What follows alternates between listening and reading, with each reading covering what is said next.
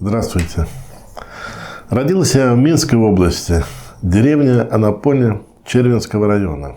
Это от Минска где-то километров 25-30. Родился я в семье, наверное, крестьян. Мама была заведующей фермы, а отец работал в леспромхозе. Вот. В нашей семье 5 детей, я средний. Все живут в Минске. Но вот я так получилось, что меня как в армию призвали, так вот уехал из дома. И вот в 1978 году осенью приехал в Республику Коми. Вот так и остался здесь служить. Служил я до 1987 года. В 1987 году, после первого сокращения военнослужащих, я тоже ушел как бы из армии. В республике, вообще-то край интересно, очень приятно. Особенно мне нравится здесь зима. Такая суровая, хорошая. Лето тоже, лето вообще лес, рыбалка, очень много мошки, комаров. Вот. Наверное, потому что я, женился. Я женился, потом родилась дочь, потом вторая дочь. Как-то потом получили квартиру. И как-то вот это все затянуло, и так вот остался. Потом родился сын. Вот так и живем.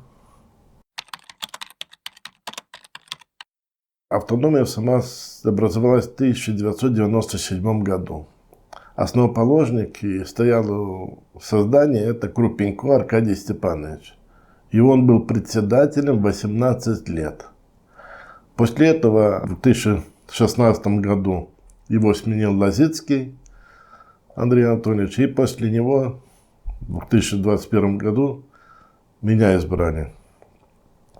В автономии у нас имеется 12 отделений по республике, в 12 городах. Если раньше, наверное, больше молодежи было, то сегодня одна из проблем, наверное, нет заинтересованности.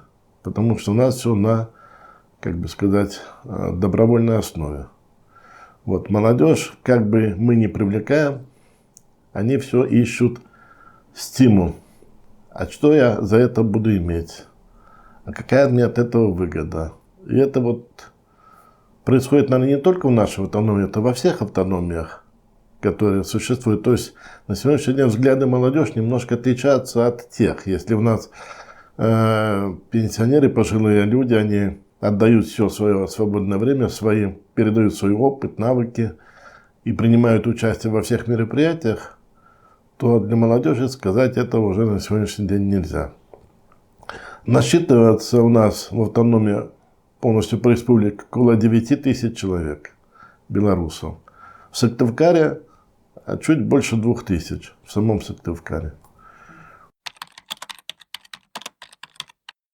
Проводим поисковую работу. То есть это во время войны было призваны жители из республики Коми, которые воевали на территории Беларуси. Многие там погибли, многие пропали без вести, многие вернулись. Мы издали книгу, называется «От Коми до Бреста. Дороги памяти и славы». На территории Беларуси нами установлено, что вы были призваны и участвовали в боевых действиях, воевали 1064 человека. На сегодняшний день нами установлены лица, которые раньше были без вести пропавшие, а также погибшие, но неизвестно, где их могилы. На сегодняшний день мы установили связь с белорусскими областными военкоматами, ведем переписку. Мы направляем данные, которые у нас имеются, архивные данные, где воевал и в каком районе погиб. Значит, военные Белоруссии, военкомата, если подтверждается, что в такой части был призван человек, они соглашаются с нами и носят эту фамилию на обелиски или гранитные плиты, фамилии наших воинов. Приятно, когда родственники находят место, находят, где погиб их дед или отец. Многие уже ездили самостоятельно на могилу, возложили горсть земли с родной земли.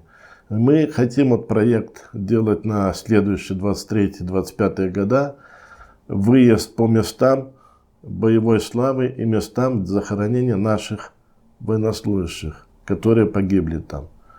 Собрать человек 15-20 и проехать Минск, Брест и те районы, где имеются наши, сложили голову наши бойцы. Вот. А дальше проекты у нас, мы делаем проекты по выезду нашего народного хора по территории республики. В прошлом году мы проехали Усть-Вымский район, Княжпогосский район.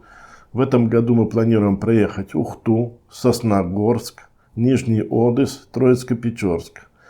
И на следующий год мы планируем, если у нас все будет получаться, проехать Усинск, Устильму, Инту, Воркуту. То есть как бы охватить все районы Республики Коми, где имеются наши автономии, отделения наши.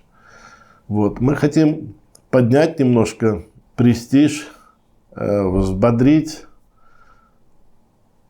людей, чтобы они работали, чтобы они передавали свои знания, опыт молодому поколению, привлекать молодое поколение, привлекать молодежь в хор наш.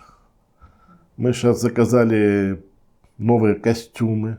Нам Беларусь в этом очень большую оказывает помощь. Если удастся, то мы обновим весь хор новыми костюмами. Это много значит, потому что в районах у нас есть отделения и есть какие-то художественные самодеятельности, которые не имеют наших национальных костюмов. И они выступают в обыкновенных платьях. Это не воспринимается, как должно восприниматься, правильно?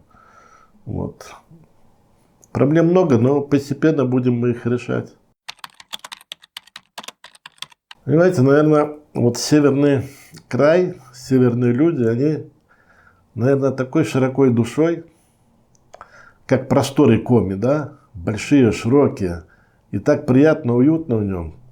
Где бы я ни бывал в республике Коми, а проехал я уже всю республику, во всех городах, но везде мне подкупает вот эта доброта, отзывчивость, доброжелательность, хлебосольность. Всегда могут показать помощь, всегда помогут, подскажут, посоветуют. Не знаю, понимаете, иногда даже лучше, чем родные. Мне напоминает, и, наверное, полностью вот это симпатизирует то, что белорусский народ такой же, очень добрый, готов терпеть все. У них многих пожилых людей есть такая поговорка: на все согласен, потерпим, лишь бы не было войны. То есть те люди, которые прошли через вот это горнило войны, они, конечно, хотят мира. Мне вот этот Республика Коми и народ Коми, он полностью как бы подчеркивает такой же, как и белорусы. Так что мы готовы тоже приехать, показать, пригласить сюда в гости. Хотим сделать вот эти делегации выездные какие-то, чтобы могли обмениваться, хотя бы посмотреть, как развивается, что делается. В Коми единственное, наверное, хотел бы отметить, что богатейшая республика. Очень хотелось бы, чтобы было красивее. И села, и деревни, и города. Все есть. Но почему-то у нас нет этой красоты, доброты. Где-то недостроенность, упадок происходит. Дороги, овраги, все заросшее борщевиком. Как-то, я не знаю. Я считаю, что не должно этого быть. В Беларуси все вычищено, все выстражено, красиво. Как говорят, что чище, чем во всей Европе. Вот. Хотелось бы, чтобы такая же красота была и в Республике Коми. В богатейшей республике, наверное, России. А в Республике Коми я уже больше 40 лет прожил. Конечно. Да, мои дети здесь родились. Так что, да, вторая родина однозначно. И когда я езжу в Беларусь, каждый год стараюсь ездить, да, то, побывав там, увидел, посмотрел, как живут мои родственники, погостил у них, все равно тянет сюда. Вот тянет. Наверное, это уже как бы впиталось все за столько лет. Да, вот эти отношения самой республики, отношения людей, отношения окружающих тебя, и та работа, которую мы делаем, она притягивает, конечно. И мама все время мечтала, когда я вернусь, когда я вернусь. Ну, судьба, такая судьба, что делать. Я нисколько не жалею, и честно скажу, что мне здесь нравится, мне здесь комфортно, уютно. Я передаю эстафету Чувашской национальной автономии руководителю Татьяне Валентиновне Фрайган.